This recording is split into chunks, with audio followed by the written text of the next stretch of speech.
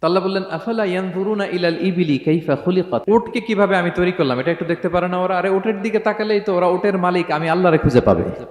উটের কথা আল্লাহ কেন বললেন? উট হচ্ছে এমন আজীব একটা প্রাণী যেটা প্রাণী বিজ্ঞানীদেরকে হয়রান করে দিয়েছে।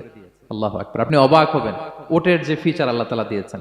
মক্কার লোকেরা উটের গোশত খাইতো, উটের দুধ খাইতো, উটের চামড়া দিয়ে দ্য ফাইনেস্ট লেদার তারা বানাতো, উটের উপর মাল নিয়ে বোঝাই করে এক প্রান্ত থেকে আরেক প্রান্তে পাড়ি দিত, নিজেরা উটের উপর রাইডিং করত।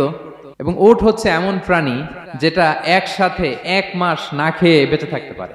1 মাস পানিও খাওয়া লাগবে না, খাবারও খাওয়া লাগবে না। প্রাপ্তবয়স্ক একটা উট একসাথে 200 লিটার পানি খেয়ে ফেলতে পারে। এবং উটের পেটের ভিতরে একটা স্পেশাল ওয়াটার চেম্বার আছে, ওই চেম্বারে রেখে দেয়, যখন লাগবে ওইখান থেকে নিয়ে নিয়ে বেঁচে থাকে। 1 মাস না খেয়ে বেঁচে থাকে কি করে? উটের পিঠে দেখবেন একটা কুজ আছে, এই পুরো কুজটা হচ্ছে চর্বির আধার। ওটের যখন খাবার থাকে না মরুভূমিতে, মাসের পর মাস যখন চলে, ওই চর্বি থেকে এনার্জি নিয়ে সে মরুভূমিতে চলে, সে না খেয়েও বাঁচতে পারে।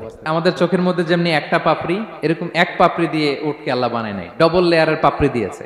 কারণ মরুভূমির মধ্যে চলতে পথে লু হাওয়া থাকবে, মরুভূমির সাইমুম, বালুর ঝড়, এই ঝড় মোকাবেলার জন্য, লু হাওয়া মোকাবেলার জন্য ডবল লেয়ারের চোখের পর্দা। একটা পর্দা ফেলে রাখে আর একটা খুলে সে হাঁটতে থাকে, তার কিছুই হয় না। সুবহানাল্লাহ। আমাদের 98 ডিগ্রি ফারেনহাইটের স্বাভাবিক তাপমাত্রা, তাই না? 99 ডিগ্রি হলে আমাদের জ্বর, 100 ডিগ্রি হলে জ্বর, 101, 2 সর্বোচ্চ আমরা সহ্য করতে পারি। এর বেশি যদি হয়, 103 ডিগ্রি হলে বেহুশ হয়ে যায় মানুষ। 4 ডিগ্রি হলে আমাদের দেহের ভেতরে যে কোষগুলো আছে এগুলো মরে যায়। কিন্তু একটা উট মরুভূমির তাপমাত্রায় প্রতিদিন 104 ডিগ্রি 5 ডিগ্রি তাপমাত্রা সহ্য করে খুব স্বাভাবিক উট চলতে পারে, তার কিছুই হয় না।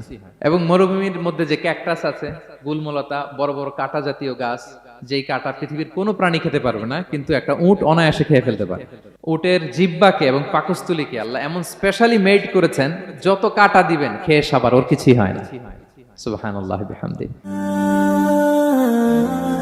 Be a part of our vision. Do listen and share the khair.